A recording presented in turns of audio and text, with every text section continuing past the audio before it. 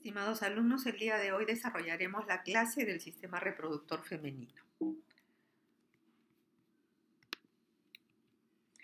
Este es el logro donde el estudiante debe de reconocer las estructuras anatómicas y funcionales de los órganos relacionados con el sistema reproductor femenino. El temario y revisaremos la macro y microestructura del reproductor femenino para iniciar. Acá tenemos los genitales externos o vulva. Dentro de la vulva vamos a tener algunos componentes como el monte de Venus. El monte de Venus es una elevación de tejido adiposo cubierta de piel y vello púbico grueso que protege la sínfisis pubiana. De este monte de Venus se desprenden los labios mayores, que se extienden en dirección inferior y posterior. Los labios mayores están cubiertos de vello púbico y contienen abundante tejido adiposo, glándulas sebáceas y glándulas sudoríparas apocrinas. Son homólogos del escroto en el hombre. En posición medial a los labios mayores hay dos pliegues de piel pequeños, labios menores. A diferencia de los labios menores no tienen vello púbico ni grasa, tienen solo unas pocas glándulas sudoríparas, pero sí muchas glándulas sebáceas. Los labios menores son los homólogos de la uretra esponjosa peneana.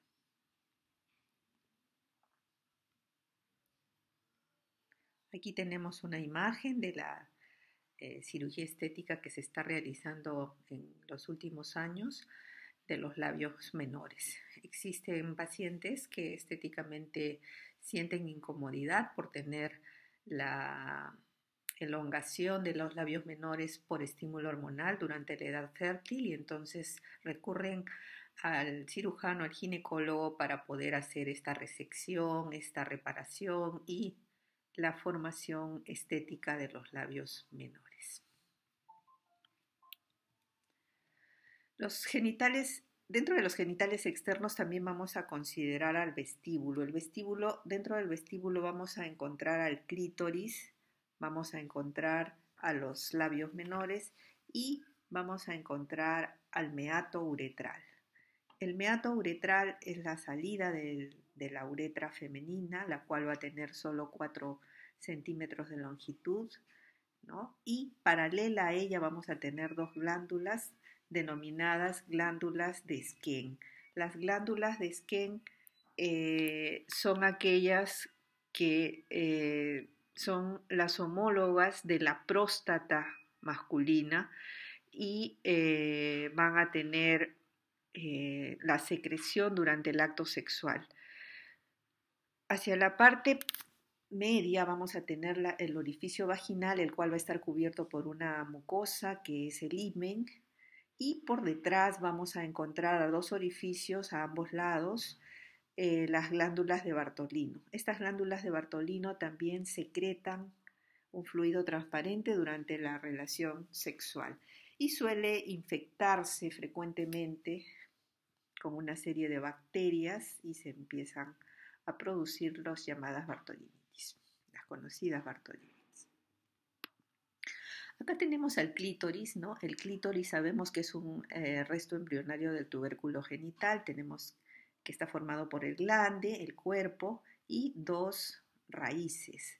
Estas raíces van a tener cuerpos cavernosos y no tienen cuerpo esponjoso, sin embargo van a tener un bulbo, el cual va a estar incluido dentro de los labios menores y todo este tejido es muy erógeno y se va a llenar de sangre, se va a poner muy turgente durante las relaciones sexuales, recibiendo irrigación de la arteria pudenda interna y pudenda externa, y también del plexo arteriolar del clítoris. Acá tenemos un cadáver con la representación. Estas ramas van a ir pegadas hacia las raíces de las ramas púbicas del hueso ilíaco o coxal. Seguidamente vamos a tener a la vagina. La vagina es un conducto que comunica la parte externa, ya este es un órgano interno, con el útero, ¿no? Con el cuello del útero. Esta va a tener un ángulo aproximado entre 30 a 60 grados de inclinación con respecto al eje central y va a estar limitado hacia la parte anterior por la vejiga, la uretra, y hacia la cara posterior con el recto sigmoides y el ano. Esta vagina hacia las caras laterales va a estar sujetada no solo por los músculos como el elevador del ano, que va a formar la fosa isquio-rectal, y el músculo obturatriz y una serie de músculos que van a formar el piso profundo y superficial, donde tenemos al bulbo cavernoso, tenemos al transverso superficial, al transverso profundo. Son músculos que forman el piso pélvico, que sostienen a todas estas estructuras, y asimismo van a estar formadas por ligamentos, ¿no? Ligamentos o paracolpos que lo van a unir a las ramas del hueso ilíaco. Internamente va a estar formada por un epitelio pavimentoso, escamoso, no queratinizado, en el cual la función de esta vagina va a ser el receptáculo de la cópula durante las relaciones sexuales, también permitir la salida del flujo menstrual durante los ciclos en edad fértil y el canal de parto, ¿no? Esas son sus principales funciones. Tenemos al himen como una membrana fina, elástica, la cual puede tener diferentes formas cuando no está deflorada: anular, tabicada, cribiforme, y ya cuando se deflora vamos a encontrarla un poco fragmentada, y mucho más después del parto, donde vamos a tener a las carúnculas mictiformes.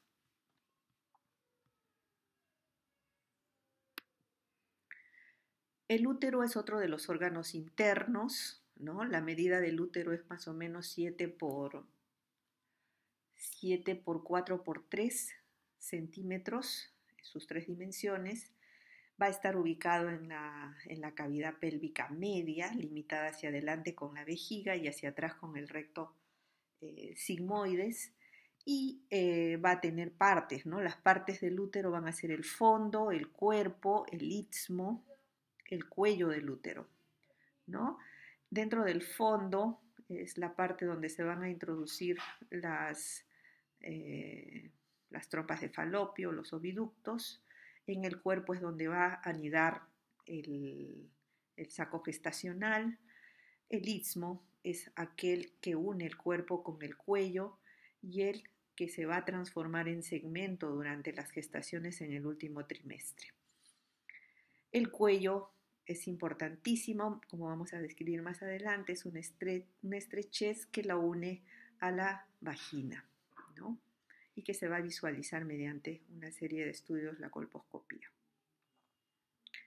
¿De qué está formada las paredes del útero? El útero tiene sus capas, ¿no? La parte serosa o externa, donde vamos a tener el peritoneo, el cual se va a reflejar hacia la parte posterior, va a formar el fondo de saco de Douglas, y hacia la parte posterior el repliegue, hacia la parte anterior el pliegue prevesical. Va a estar sostenido por una serie de ligamentos que lo vamos a describir en un momento, e internamente va a estar formada por el endometrio, que es el que va a caer cíclicamente durante la menstruación. ¿Cómo está dada la irrigación? La irrigación básicamente está dada por la ilíaca interna, acá en rosado, ¿no? La ilíaca interna, que va a dar la rama, una de las ramas más importantes, que es la arteria uterina, la cual va a entrar al útero entre el cuerpo y el istmo, ¿no? Y va a ser un parámetro quirúrgico de importancia, tanto en la etapa no gestacional como en la etapa gestacional. Luego vamos a tener a las ramas vaginales. Acá tenemos 3 ramas vaginales, también ramas de la ilíaca, y finalmente estas se van a anastomosar con el plexo pampiniforme, que van a irrigar al ovario. El ovario, la rama de la arteria ovárica, va a ser rama de la aorta. ¿Okay? Los ligamentos pélvicos Vamos a ir de menos importante a más importante. Los más importantes, o de menos importante, el ligamento ancho no se considera un ligamento porque es un repliegue del peritoneo, el cual engloba a los vasos sanguíneos, a los capilares, a los linfáticos, a las trompas uterinas. Se repliega antero-posterior a la trompa y va a unirse a los bordes óseos de la pelvis.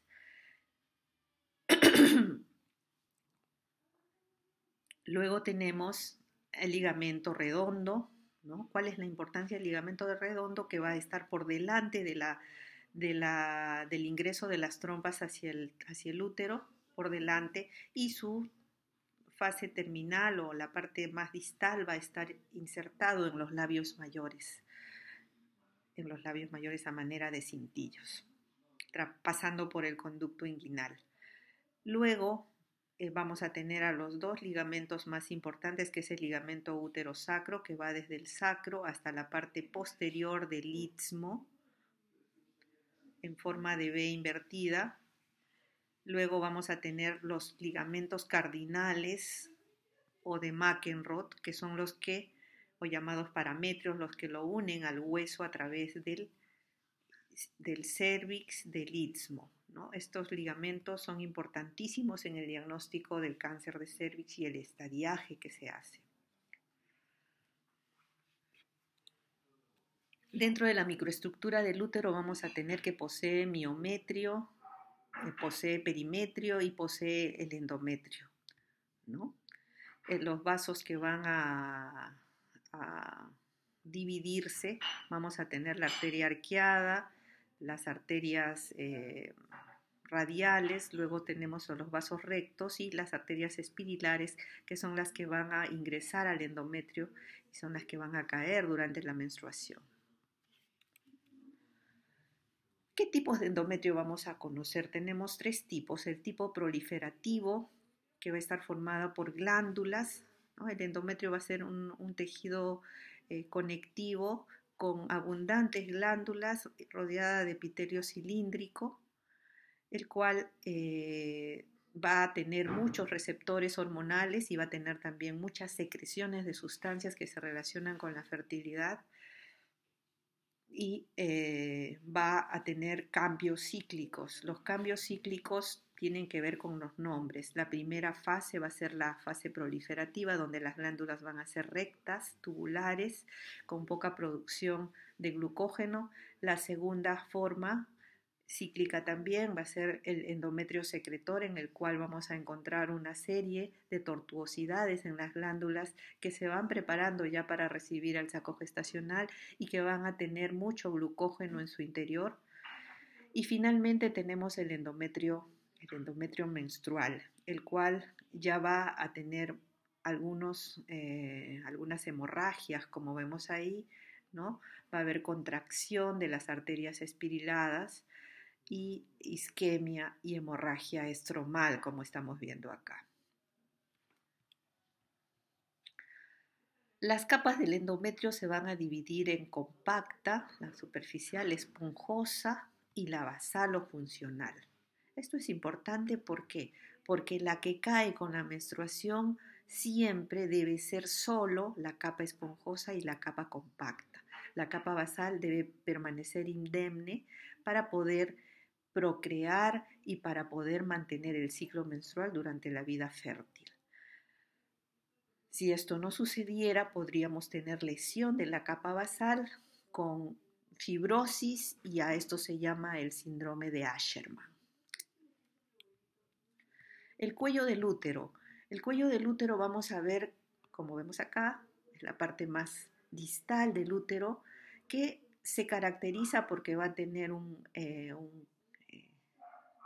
canal endocervical con glándulas y esa parte va a tener el epitelio cilíndrico y va a formar a los quistes de Naboth. Esto va a ser el endocérvix. Y el exocérvix, la parte externa, va a tener epitelio plano, no queratinizado. Esta transición de epitelios va a ser el origen de muchas infecciones en la mujer y es el lugar donde se toma el Papa Nicolau, ¿no? Acá tenemos cómo se examina a una paciente, cómo se ve el cuello mediante una colposcopía, un cuello lesionado, no es normal, y cómo se puede visualizar las células que se encuentran en la superficie. Eso ya le corresponde a los patólogos definir si existe alteraciones de la relación del núcleo con el citoplasma y si hay algún grado de discariosis o displasia en relación a las inflamaciones o infecciones virales. Luego vamos a tener a la trompa de Falopio. La trompa de Falopio es un conducto que también llamado viducto, que va a tener más o menos entre 8 10 centímetros con diferentes diámetros en su recorrido, ¿no? La parte más distal que va a estar formada, se va a llamar el infundíbulo y va a tener unas prolongaciones que se llaman fimbrias. Estas van a estar unidas parcialmente al ovario, tratando de ser como el receptáculo del momento de la ovulación. Luego tenemos a la ampolla, ¿no? Que es la zona media, y la parte más delgada, que es el istmo, ¿no? El istmo es que debe tener casi 1 milímetro de diámetro.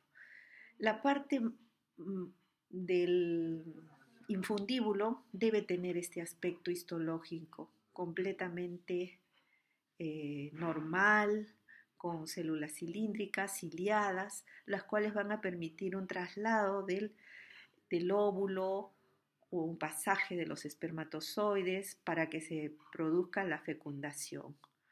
De no suceder así, esto es lo normal, vamos a tener el caso de las infecciones pélvicas que van a producir destrucción de este epitelio y se va a generar pues un factor posible de infertilidad en muchas mujeres, ¿no? La función entonces es la captación del óvulo, ¿no? O de los gametos, el mantenimiento de la fecundación y luego el traslado de este embrión durante todo el recorrido para poder llevarlo hacia el útero al momento de la anidación.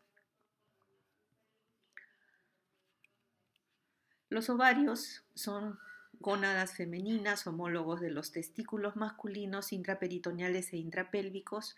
Se encuentran en ambas fosas ilíacas y van a estar limitadas por la arteria ilíaca interna y la arteria obturatriz. Sin embargo, ellas reciben irrigación de la arteria ovárica, que es rama de la aorta. Los elementos de sostén son el mesoovario, el ligamento ovárico y el ligamento suspensor. ¿Okay? Estos son los 3 elementos de sostén del ovario. Esta es la macroscopía. La microestructura, el ovario va a estar formado por múltiples capas, va a estar cubierto por un epitelio germinativo, el cual es un tejido que deriva del peritoneo, ¿no? Epitelio cúbico que rodea, se llama epitelio germinativo. Luego tenemos a la túnica albugínea, ¿no? Que es un tejido conectivo que va a cubrir a toda la corteza, donde se van a encontrar las estructuras de cada uno de los gametos en sus diferentes estadios. Vamos a tener que el ovario entonces se divide en la zona de la corteza y la zona de la médula, donde se va a encontrar las arterias y venas o zona del hilio ovárico, ¿no? Dentro de la corteza vamos a encontrar a una serie de estructuras foliculares, ¿no? A folículos primordiales y todos los estadios de la gametogénesis femenina en la región cortical. Y en la región de la médula vamos a encontrar las arterias y venas. Es muy vascularizado, asimismo como el tejido intersticial y que van a tener alguna implicancia en la producción hormonal en el periodo de la menopausia, cuando ya no existan folículos. Entonces, vamos a tener las células epiteliales en la superficie, las células germinativas y las células estromales. Dentro de la ovogénesis vamos a tener que las ovogonias se inician a nivel de la corteza con la meiosis 1 a nivel del intraútero. Esto es cuando es en etapa fetal. Después del nacimiento, todas estas se han convertido a ovocitos primarios. Y a partir de la pubertad, recién con el ciclo menstrual o la menarquia, se van a convertir solo algunos ovocitos que van a competir en la corte de diferenciación de los ovocitos para poder llegar a la maduración de uno de ellos, ¿no? El cual va a ser el dominante, el óvulo dominante, el folículo dominante. En condiciones normales solo un folículo alcanza la madurez, que se va a llamar el folículo de Graf, y al romperse va a eliminar al ovocito secundario, que va a estar detenido en metafase de meiosis 2. Los demás ovocitos van a degenerar.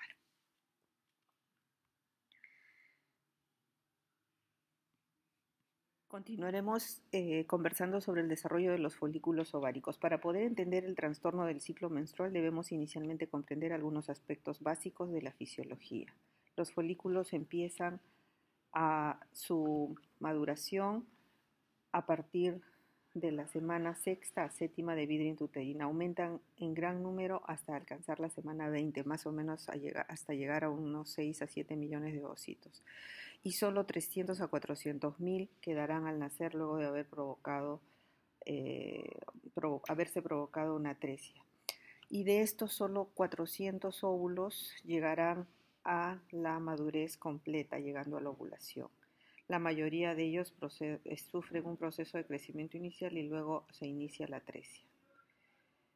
Estas modificaciones ocurren continuamente hasta la menopausia, sin parar incluso durante el embarazo y los periodos anovulatorios. Entonces, vamos a tener que inicialmente se va a formar el folículo primordial.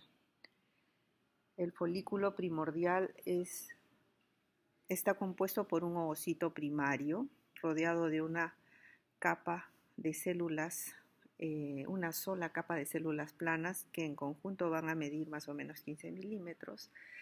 Se presenta detenido en la profase de meiosis 1. Es una célula esférica con un núcleo y un nucleolo. ¿Okay? Lo vamos a ver a nivel de la corteza ovárica y luego de haber proliferado, como ya mencionamos. Seguidamente pasan a la fase de folículo primario. Los folículos primarios primero van a ser de una sola capa, ¿no? La capa de células se vuelven cúbicas y van a rodear al ovocito primario y van a empezar a producir la zona pelúcida. Se empieza a formar la zona pelúcida en la lámina basal. Posteriormente se forma el folículo primario con múltiples capas, ¿no? El folículo primario multilaminar continúa desarrollándose, aumentando su tamaño más o menos hasta 200 milímetros de diámetro. La proliferación sostenida de las células de la granulosa depende de la FSH, medida por la exposición de receptores específicos, formando un folículo esférico con numerosas capas de células de la granulosa.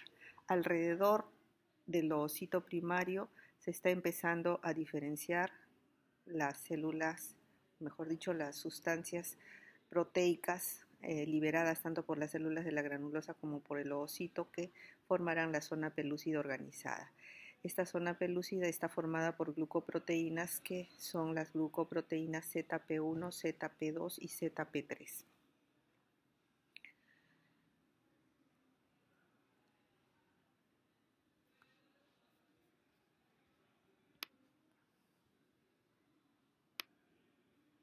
El folículo preantral luego va a continuar su desarrollo, en el cual vamos a tener que las células de la granulosa van a empezar a producir un fluido. Este fluido o líquido folicular va a empezar a separar en dos grupos a las células de la periferia y la parte central, que va a formar la corona radiada, la zona pelúcida, el cúmulus oóforo y el antro. Y lo demás formarán las células de la granulosa, que van a empezar su producción en estrógenos. Este antro va a estar formado por una serie de sustancias, entre ellas el hialuronato, esteroides, factores de crecimiento como el IGF-1 y gonadotropinas. Seguidamente ya se forma el folículo maduro, donde vamos a distinguir a la teca interna, que está formada por células que producen andrógenos, y la teca externa, que van a ser células estromales de continuidad con el tejido conectivo. Acá tenemos a las células de la teca externa, teca interna, las células de la granulosa, el antro, la corona radiada, la zona pelúcida, el cúmulus oóforo. El folículo de Graf va a tener ya toda una disposición de folículo maduro, en el cual se va a poder provocar la ovulación, ¿no? Entonces tenemos la teca interna en morado, la teca externa en celeste, el cúmulus oóforo, la zona pelúcida, la corona radiada, el líquido folicular y las células de la granulosa en celeste. ¿Okay? Por un incremento en hormona luteinizante por feedback positivo, se va a provocar la ruptura de esta cápsula. Bien, continuando con el folículo de Graf, vamos a describir que este se encuentra ya conformado, listo como para poderse realizar la ovulación. Las células de la granulosa, vamos a ver que se proyectan con el cúmulus oóforo, la zona pelúcida, el oocito, y todo esto va a formar la corona radiada, el líquido folicular o antral, la teca interna y la teca externa. Acá tenemos al oocito secundario en relación con la ovulación, ¿no? El folículo ovulatorio, mediante la elaboración del estradiol, facilita su propio estímulo ovárico. Existe una variación considerable de la secuencia de un ciclo a otro en la misma mujer inclusive. De forma aproximada se estima que la ovulación se produce en unas 10 a 12 horas después del pico de LH y unas 24 a 36 horas después de alcanzar las concentraciones máximas de estradiol. El pico de LH es un indicador que estamos frente a una ovulación, la cual se mantendrá aproximadamente hasta 50 horas. Esto se utiliza para la reproducción asistida. En el pico de LH se inicia la estimulación de la meiosis del oocito para que no se complete hasta que el espermatozoide sea penetrado y liberado el segundo cuerpo polar.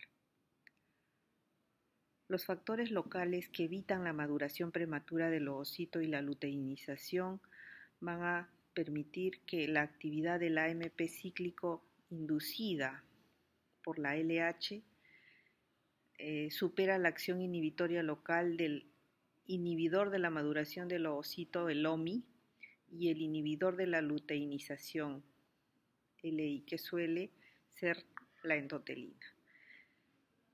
Con el pico de LH, las concentraciones de progesterona en el folículo siguen aumentando hasta el momento de la ovulación.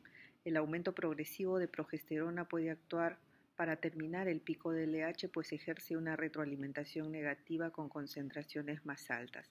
Además, sus efectos centrales permitirán que la progesterona aumente la distensibilidad de la pared del folículo, lo cual favorece el incremento del líquido folicular, y esto hace que se produzca la ruptura. y la salida del óvulo con cambios degenerativos. Las prostaglandinas de la serie E y F aumentan notablemente en el líquido folicular preovulatorio, alcanzando una concentración máxima en la ovulación, lo cual contribuye a la extrusión del folículo, junto con la corona radiada, con la zona pelúcida y el ovocito secundario.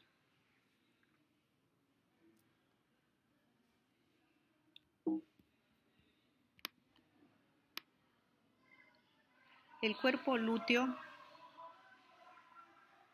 va a estar formado por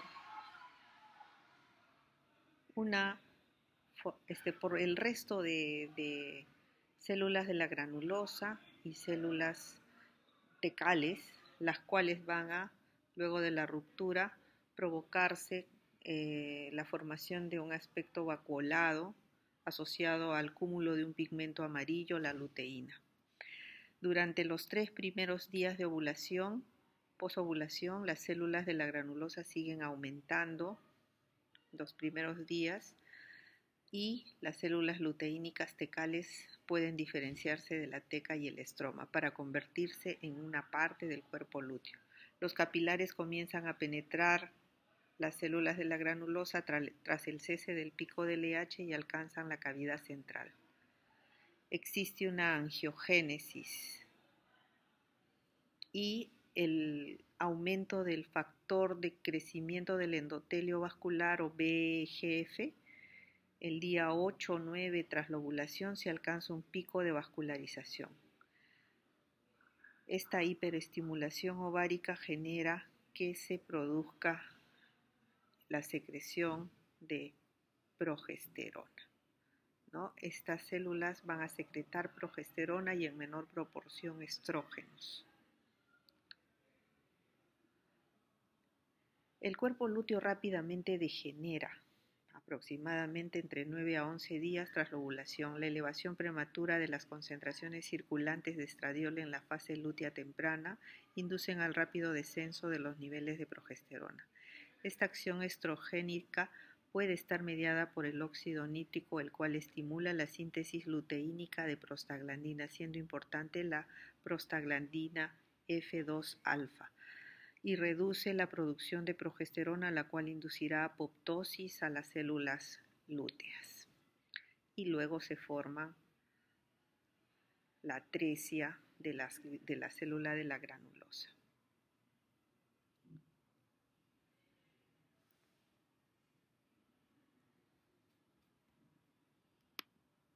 ¿Cuál es la macroestructura de la mama? Sabemos que la mama se encuentra ubicada en la zona del tórax, es una glándula exocrina formada por tejido adiposo, va a estar externamente formada por la areola, el pezón, e internamente van a ser un conjunto de lobulillos llenos de acinos o alvéolos mamarios con conductos galactóforos que van a desembocar en el pezón, y también van a haber unas conexiones con 2 cuerpos de Morgagni que salen hacia la areola.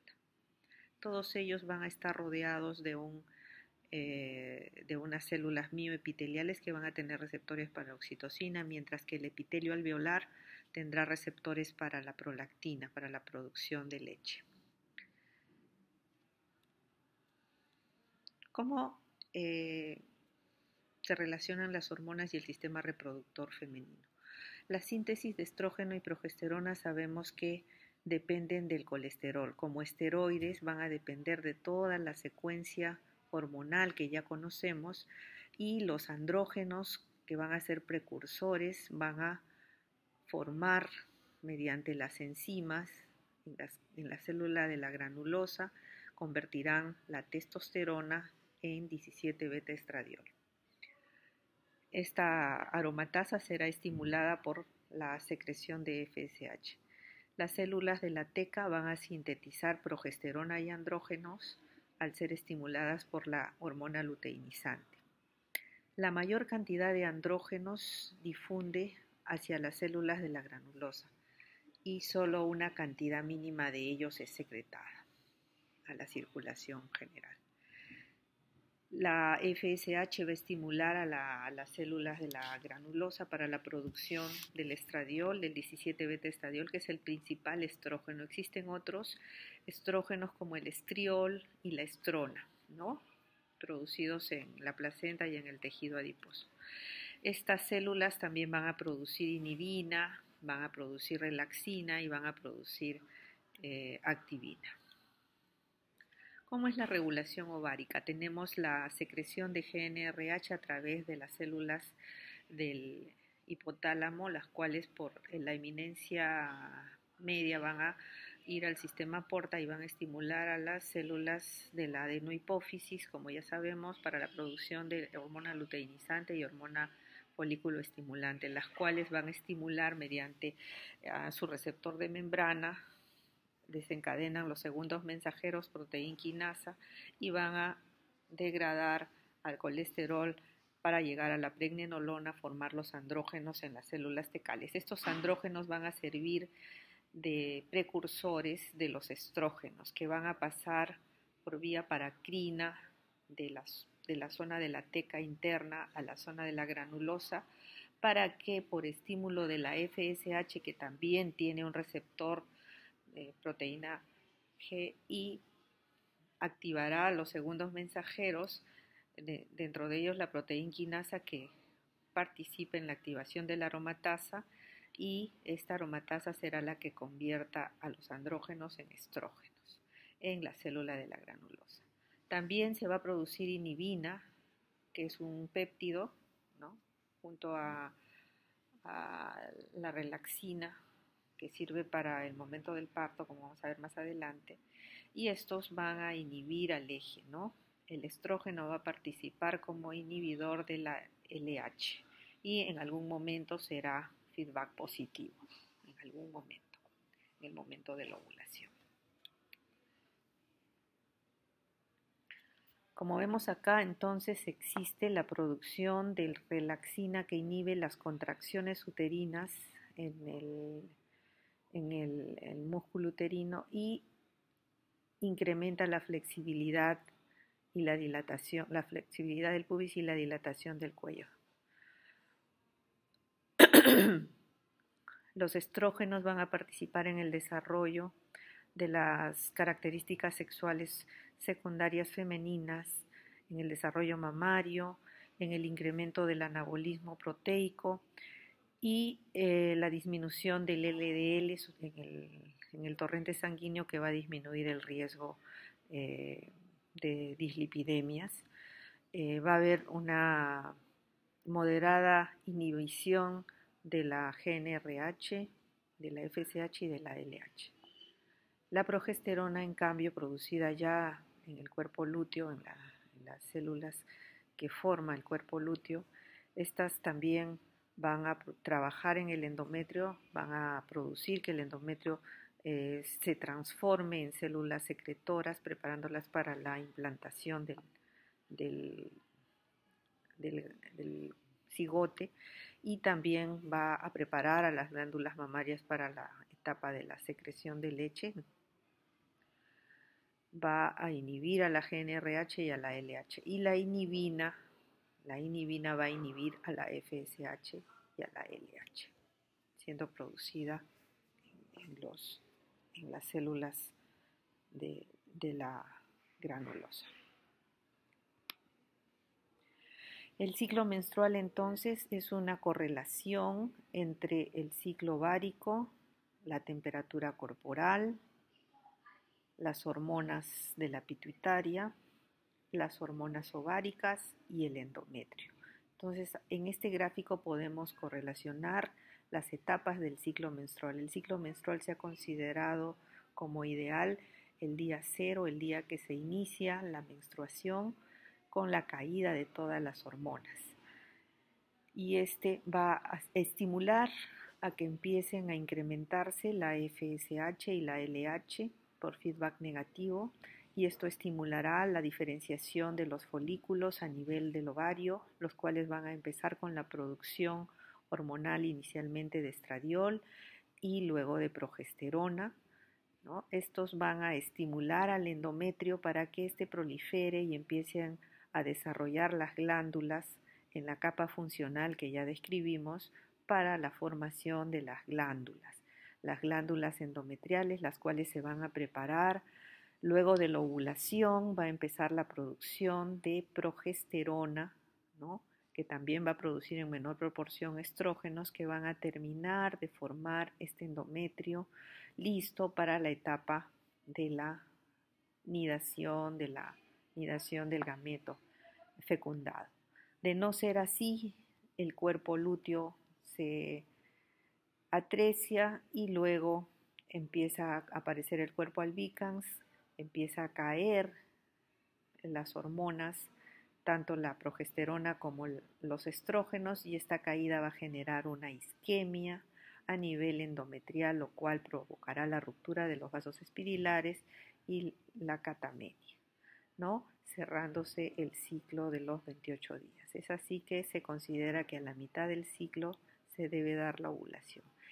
La temperatura basal se va a incrementar en relación al incremento de la progesterona, que es la que estimula al núcleo preóptico del hipotálamo para que se eleve la temperatura. Acá tenemos los factores que inhiben la maduración prematura del ovocito, ¿no? El OMI, que habíamos referido hace un momento, ¿no? Y la ovulación va a tener un periodo de 36 a 48 horas.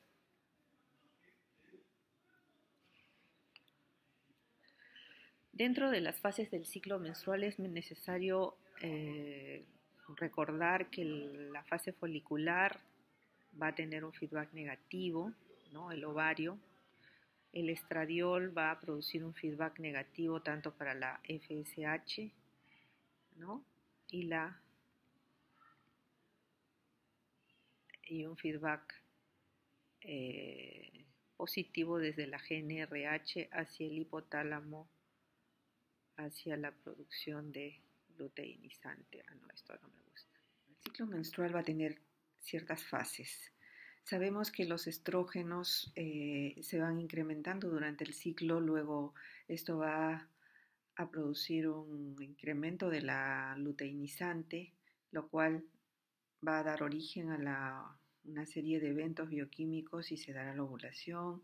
Posteriormente va a haber producción de progesterona, estos niveles bajan y se dará la menstruación por apoptosis. Sin embargo, tenemos que tener en cuenta que esto empieza en la menarquia. La menarquia es la primera menstruación que debe presentarse aproximadamente después de la pubertad, entre los 11 y 14 años. Y la menopausia es la última menstruación y esta se da entre los 48 y 52 años. Este ciclo se repite mensualmente, debe durar aproximadamente 28 más menos 7 días.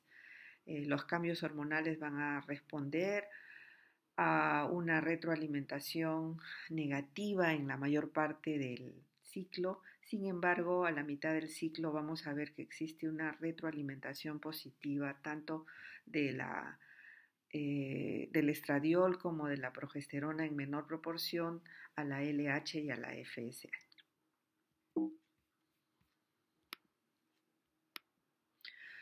Dentro del ciclo menstrual vemos que la ovulación se va a dar el día 14, aproximadamente entre el día 12 al día 18, es un rango, y sin importar la duración del ciclo. La elevación progresiva del estradiol al final de la fase folicular, en la fase folicular tardía, incrementará los niveles de LH y de FSH. Es el resultado de la elevación brusca, el pico de LH, que va a generar una serie de eventos dentro del ovocito y dentro del líquido antral, lo cual provocará que el nivel de estrógeno se incremente, se generen una serie de eventos que rompan el folículo de Graf y se produzca la ovulación. Luego de esto, el nivel de estrógeno va a disminuir inmediatamente después de la ovulación y luego va a mantenerse discretamente elevado, menor que el nivel de la progesterona durante la fase lútea. En la fase secretora, que aproximadamente va desde después de la ovulación hasta el final del ciclo, se va a desarrollar, como ya dijimos, el cuerpo lúteo, que va a secretar ambas hormonas. Esta secreción va a aumentar la secreción del glucógeno a nivel de las glándulas endometriales y el aumento de la vascularidad del endometrio para poder recibir al cigoto. Si ocurre la fecundación, el cuerpo lúteo permanecerá, y si no, se inhibirá y empezará la regresión y la caída de las hormonas, y así se formará el cuerpo albicans. ¿Cómo es la variabilidad del ciclo menstrual? Existen muchas teorías, ¿no? La mayor parte de ellas definen que lo que varía es la primera fase, ¿no? En la fase preovulatoria se dan una serie de alteraciones, ¿no? Con respecto a la formación del folículo de Graf, los cuales pueden ser insuficientes y generan la variabilidad en cuanto al ciclo menstrual. Y tenemos acá que existe un periodo folicular variable, mientras que la segunda fase se mantiene constante. Esto si hay ovulación. Esto es un punto, pero si no existiera ovulación, entonces vienen las demás alteraciones que ya son parte de la patología. Dentro de lo normal, debemos de entender que existe solamente variación en la primera mitad. ¿Cuáles son las acciones de la FSH en el eje hipófisis gonadal? Vamos a ver que la FSH actúa, como ya dijimos, en las células de la granulosa, estimulando la secreción de estrógenos y promueven la proliferación de las células de la granulosa y que éstas capten andrógenos para que los conviertan en estrógenos. En cambio, la LH va a estimular el crecimiento de los folículos ováricos, estimulando la secreción de estrógenos y de andrógenos por las células tecales, lo cual provoca la ovulación también y la formación del cuerpo lúteo. Se estimula el cuerpo lúteo para secretar estrógenos, progesterona, relaxina e inhibina. ¿Cuáles son las acciones de los estrógenos? En resumen, es el responsable del crecimiento de los desarrollos sexuales femeninos y la proliferación del endometrio en el ciclo menstrual. La mama va a desarrollarse también después de la pubertad. Se favorecen los depósitos de grasa para la distribución ginecoide en glúteos, en caderas, en senos. Se estimula la actividad osteoblástica, evitando la osteoporosis que suele suceder cuando ya no existen folículos después de la menopausia. Existe también relajación del músculo arteriolar, incrementando el colesterol HDL, disminuyendo el colesterol LDL, lo cual disminuye el riesgo cardiovascular, el riesgo a enfermedades cardiovasculares, lo cual se incrementa después de la menopausia. Los efectos de la progesterona básicamente actúa a nivel del endometrio, provocando la proliferación del endometrio y la formación de las glándulas endometriales y la formación del glucógeno para preparar al ovocito fertilizado. Actúa también en la mama, produciendo la hipertrofia y la proliferación de acinos mamarios para la preparación de la lactancia en la mujer, sobre todo en la gestante, pero esto puede suceder a nivel en época premenstrual, ¿no? Lo que puede producir este síndrome premenstrual en algunas pacientes.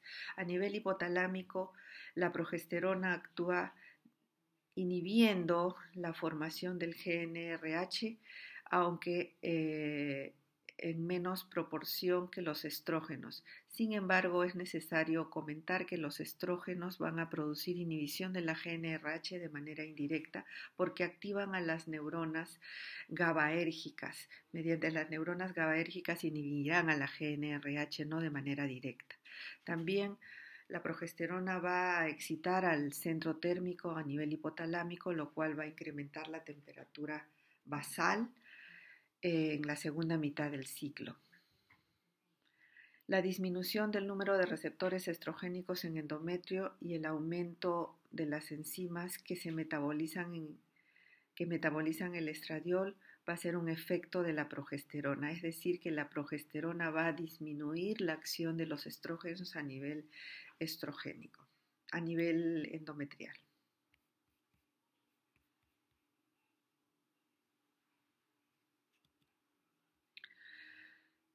¿Y qué son los anticonceptivos hormonales y otros? Los anticonceptivos se descubrieron desde las épocas ah, muy antiguas, en el siglo II, en el siglo III, se utilizaban una serie de sustancias naturales. Sin embargo, después de los años 60 es que se empieza a utilizar libremente a nivel mundial la píldora, ¿no? La comentada píldora. ¿Y cuál es el objetivo de los anticonceptivos hormonales? Inhibir al eje hipotálamo hipofisario para la producción de LH y FSH y con esto inhiben la ovulación. Existe un denominado índice de Pearl que es el que va a evaluar a la mayoría de anticonceptivos y su eficiencia, su efectividad. Los anticonceptivos hormonales son aquellos que van a tener mayor efectividad teniendo una falla de menos del 0.2%. Vamos a tener una serie de anticonceptivos entre los orales, que son bifásicos, trifásicos, con la presencia de estrógenos principalmente en la primera fase y progestágenos en la segunda fase, diferentes variaciones, diferentes sustancias, diferentes nombres, diferentes efectos, pero la mayoría busca como objetivo principal la inhibición del eje y la inhibición de la ovulación. También existen otros métodos que no necesariamente son píldoras, como el parche, el anillo y la T de cobre, que son dispositivos intrauterinos con progesterona. Vamos a ver que la progesterona va a producir esta elevación de la temperatura basal luego de la ovulación, y esto lo vamos a medir acá. También existen métodos naturales, ¿no? Los métodos naturales se van a utilizar el método del Billing, del moco cervical. Sabemos que el moco se va a volver muy filante en el momento de la ovulación, el día 14, 15 de la ovulación. Sin embargo, esto tiene muchas variaciones, por eso el índice de PER para el método de Billing es muy, muy bajo, ¿no? Muy bajo, es poca efectividad. El índice de PER para esto debe ser pues más o menos de un mayor del 30% de error, porque precisamente la ovulación nunca se va a dar el día 14. Existe un rango de variación entre el día 12 y el día 19, por eso es la falla tan alta del índice de PER en muchas pacientes. Luego tenemos los métodos quirúrgicos, el AQV, la anticoncepción quirúrgica voluntaria, la más frecuente, la ligadura de trompas y también la vasectomía, que ya lo referimos anteriormente. Con respecto a la píldora del día siguiente, vamos a tener que existe varias sustancias o varias píldoras. En ellas tenemos la principal, el levonorgestrel, que va a dar una dosis altísima de levonorgestrel, 1500 microgramos o 750 microgramos cada 12 horas. El efecto de esto es inhibición o atraso de la ovulación, va a producir alteración del movimiento de las fimbrias, lo que va a dificultar el transporte del espermatozoide hasta el óvulo a nivel de la trompa de falopio, va a alterar el moco cervical provocando un espesamiento, lo cual va a disminuir la penetración de los espermatozoides en el útero, va a alterar la motilidad de las trompas porque no va a haber preimplantación, dificulta también el transporte del cigoto en el útero y va a haber cambios endometriales, sobre todo dificultan la implantación del embrión. Luego de la posimplantación puede haber interferencia con el cuerpo lúteo. En realidad existen muchas creencias, sobre todo religiosas, de que esto produce el aborto, pero se debe definir que el aborto es posnidación. Sin embargo, no se comprueba al 100% que haya existido fecundación en la mayoría de casos.